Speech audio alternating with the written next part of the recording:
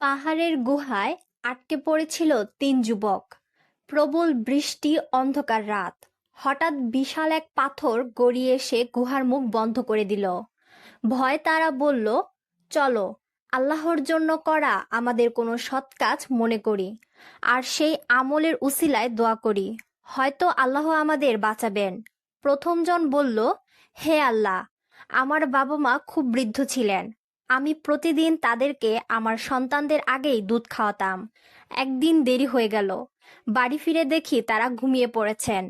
আমি তাদের মাথার পাশে দাঁড়িয়ে রইলাম, না জাগালাম না বাচ্চাদের আগে খাওয়ালাম, যদিও বাচ্চারা আমার পায়ের কাছে কাঁদছিল।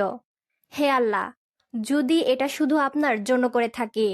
হঠাৎ পাথরটা একটু সরে গেল, তারা আকাশের আলো দেখতে পেল। দ্বিতীয়জন বলল, হে আল্লাহ, আমি আমার চাচাতো বোনকে খুব ভালোবাসতাম। একদিন সুযোগ পেলাম, কিন্তু সে বলল, আল্লাহকে ভয় করো, আমার সতীত্ব নষ্ট করো না। আমি সঙ্গে সঙ্গে থেমে গেলাম, পাপ করার সুযোগ থাকলেও করিনি। হে আল্লাহ, যদি এটা শুধু আপনার জন্য হয়ে থাকে। পাথরটা আরো সরে গেল। তৃতীয়জন বলল, হে আল্লাহ, আমি এক শ্রমিককে মজুরিতে নিয়েছিলাম, সে মজুরি না নিয়ে চলে যায়। আমি সেই টাকা দিয়ে ব্যবসা করে অনেক গরু ও সম্পদ বানালাম। বছরের পরে সে ফিরে এলো, আমি সবকিছু তাকে দিয়ে দিলাম। হে আল্লাহ, যদি এটা আপনার সন্তুষ্টির জন্য হয়ে থাকে।